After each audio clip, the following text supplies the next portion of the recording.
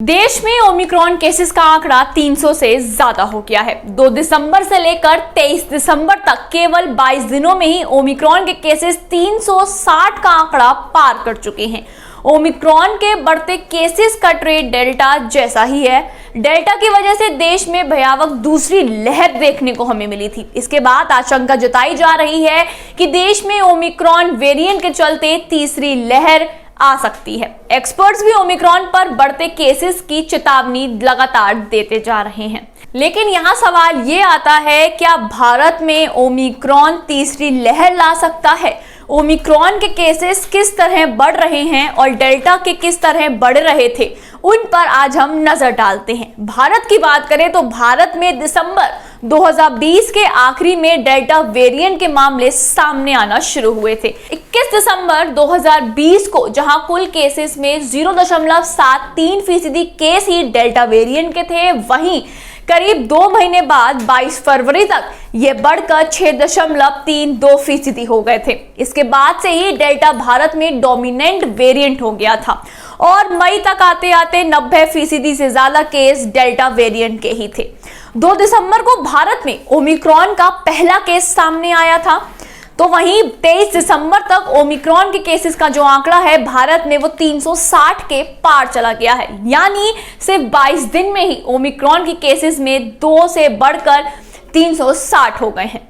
तो क्या ओमिक्रॉन भारत में तीसरी लहर ला सकता है? ये सवाल अभी भी हमारे सामने आ खड़ा होता है। हाँ, दूसरे देशों और भारत में ओमिक्रॉन ने जिस तरह से रफ्तार पकड़ी है, उससे ये कहा जा सकता है 24 नवंबर को डिटेक्ट हुए ओमिक्रॉन अब तक 100 से ज्यादा देशों में फैल चुका है और धीरे धीरे ये डोमिनेंट वेरिएंट बनता जा रहा है। ओमिक्रॉन की वजह से तीसरी लहर नहीं आने के पीछे एक वजह बताई जा रही है कि इससे संक्रमित ज्यादातर मरीज में गंभीर लक्षण नहीं है।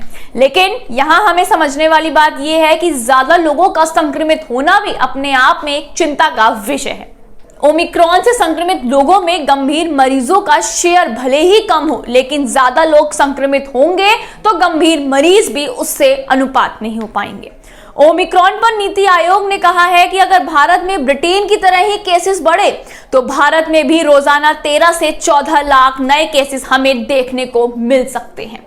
ओमिक्रॉन पर हांगकांग यूनिवर्सिटी की स्टडी कहती है कि रेस्पिरेटरी ट्रैक में ओमिक्रॉन डेल्टा या ओरिजिनल स्ट्रेन के मुकाबले 70 गुना ज्यादा तेजी से फैल सकता है। हालांकि लंग टिश्यूज में यह डेल्टा के मुकाबले 10 गुना कम तेजी से फैल रहा है। ओमिक्रॉन के स्पाइक वेरिएंट में 26 से 32 म्यूटेशन और रिसेप्टर बाइंडिंग डोमेन में 10 म्यूटेशन हैं। इन दोनों पैमानों पर डेल्टा के लिहाज से ओमिक्रॉन खतरनाक है, क्योंकि डेल्टा के स्पाइक प्रोटीन में 18 और रिसेप्टर बाइंडिंग डोमेन में सिर्फ 2 ही म्यूटेशन थे। 5 से ज्यादा स्टडी में ये बात सामने आई है कि ओमिक्रॉन वैक्सीन इम्यूनिटी को बाईपास कर सकता है, यानी इस पर वैक्सीन इतनी असरदार नहीं है जितनी डेल्टा या ओरिजिनल स्ट्रेन पर थी। तो वहीं आपको ये बताते चलें कि मध्य प्रदेश के बाद अब उत्तर प्रदेश में भी नाइट कर्फ्यू लगा दिया गया है। उत्तर प्रदेश सरकार का ये फैसला 25 दिसंबर से लागू होगा।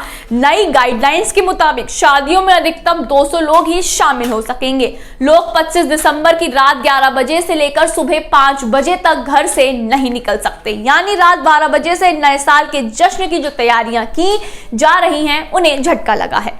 इसके बाद राजधानी दिल्ली की बात करें तो राजधानी दिल्ली में नए नियम लागू किए गए हैं। देश की राजधानी दिल्ली में ओमिक्रॉन के बढ़ते मामलों को देखते हुए दिल्ली सरकार ने क्रिसमस और नए साल के मौके पर जश्न मनाने की पाबंदी लगाई है। हालांकि सरकार ने अभी तक किसी समारोह में शामिल होने वाले लोगों की सीमा तय नहीं करी है, लेकिन सभी सामाजिक, राजनीतिक, खेल, मनोरंजन, धार्मिक, सांस्कृतिक और त्योहार संबंधी जश्न पर रोक लगा दी है। वहीं रेस्टोरेंट और बार को 50% क्षमता के साथ खोलने के दिशा निर्देश जारी किए गए हैं। आपको बता दें, दिल्ली के मुख्यमंत्री अरविंद केजरीवाल ने ओमिक्रॉन को लेकर समीक्षा बैठक की है। महाराष्ट्र में ओमिक्रॉन के इस वक्त सबसे ज्यादा मामले सामने आए हैं। महाराष्ट्र में ओमिक्रॉन के बढ़ते खतरे को देखते हुए राज्य सरकार आज से नई गाइडलाइंस जारी करने वाली है। इसका निर्णय गुरुवार देर रात तक चली कोविड टास्क फोर्स की बैठक में हुआ है। आपको बता दें, इस बैठक में CM Uddhav Thackeray video conferencing के माध्यम से जुड़े थे। आज शाम तक राज्य में नई गाइडलाइंस जारी हो जाएंगी।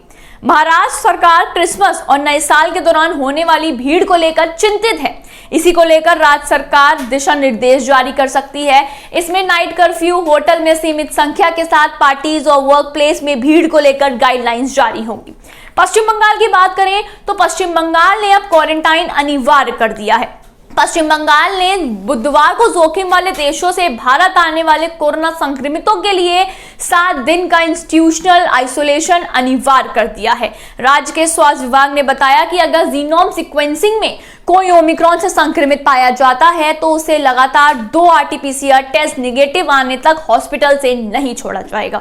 तेलंगाना की बात करें तो तेलंगाना में भी नई पाबंदियां लगाई गई हैं। तेलंगाना में ओमिक्रॉन के बढ़ते मामलों के बीच हैदराबाद हाईकोर्ट ने क्रिसमस और नए साल पर जश्न मनाने पर रोक लगा दी है। आपको बता दें, कोरोना वायरस के नए वेरिएंट ओमिक्रॉन के बढ़ते मामलों के बीच दिल्ली ने तीसरी लहर के हिसाब से तैयारी कर ली है। कल यानी कि गुरुवार को मुख्यमंत्री अरविंद केजरीवाल ने सभी विभागों के साथ एक मुद्दे की मीटिंग की। इसके बाद उन्होंने कहा कि हमने 3 लाख टेस्ट रोज करने की क्षमता हासिल कर ली है। हमारी तैयारियां ऐसी हैं कि हम रोजाना 1 लाख मामलों को संभाल सकते हैं। गुरुवार को दिल्ली में आपको बता दें 57,000 टेस्ट किए गए थे। केजरीवाल ने आगे कहा कि हल्के लक्षण वाले संक्रमित हॉस्पिटल जाने की जल्दबाजी ना दिखाएं, उन्हें होम आइसोलेशन का सिस्टम ही दिया जाए। संक्रमितों को घर पर ही दवाई पहुंचाई जाएगी। दवाई की पर्याप्त उपलब्धता के लिए 2 महीने का स्टॉक तैयार किया जा रहा है। साथ ही ऑक्सीजन की व्यवस्था भी की जा रही है। इसके लिए उन्होंने 15 ऑक्सीजन टैंकर भी मंगा लिए हैं। इसकी डिलीवरी अगले 3 हफ्ते तक की जाएगी। साथ ही केजरीवाल ने कहा कि लोगों को कोरोना के बचाव के लिए नियमों का पालन करना होगा। देश में ओमिक्रॉन के बढ़ते मामलों पर पीएम मोदी ने अफसरों के साथ रिव्यू मीटिंग की। इसमें प्रधानमंत्री नरेंद्र मोदी का फोकस सिर्फ 3 बातों पर रहा। उन्होंने अफसरों को दवाई और ऑक्सीजन के स्टॉक बढ़ाने को कहा, साथ ही टेस्टिंग और ट्रेसिंग बढ़ाने के साथ हेल्थ इंफ्रास्ट्रक्चर को बेहतर करने और रिमोट एरिया में वैक्सीन दवा की सप्लाई के लिए IT टूल्स का इस्तेमाल करने पर जोर दिया है। वैक्सीनेशन की अगर हम बात करें तो 5 से 11 साल की उम्र के बच्चों में बड़ों के मुकाबले कोरोना होने की आशंका 3 गुना ज्यादा है। यह दावा इंग्लैंड के इंपीरियल कॉलेज लंदन की एक रिसर्च में किया गया है। वैज्ञानिकों का कहना है कि ऐसे मामलों में कमी लाने के लिए बच्चों को वैक्सीन लगाना जरूरी हो गया है। इसके अलावा स्टडी के दौरान ओमिक्रॉन के मामलों में हर दिन 66% इजाफा देखा गया है। अब आखिरी में जानते हैं कि आखिर भारत में ओमिक्रॉन के अब तक किस राज्य में कितने केस मिल चुके हैं। जम्मू कश्मीर 3, हरियाणा 4, दिल्ली 67, राजस्थान 22, गुजरात 30, महाराष्ट्र 88, कर्नाटक 31, तमिलनाडु 34, केरल 29, छत्तीसगढ़ 1, लद्दाख 1, उत्तराखंड 1, उत्तर प्रदेश 2, वेस्ट बंगाल 3, उड़ीसा 4, तेलंगाना 38, आंध्र प्रदेश 2। फिलहाल का ये आंकड़ा चौंकाने वाला है क्योंकि सिर्फ और सिर्फ 2 दिसंबर से लेकर 23 दिसंबर के बीच भारत में ओमिक्रॉन के 360 केसेस सामने आ चुके हैं, जिसके बाद अब हमें एक बार फिर से सतर्क होने की जरूरत है। आपसे भी यही गुजारिश है, बहुत जरूरी हो आप तभी घर से बाहर निकलिए।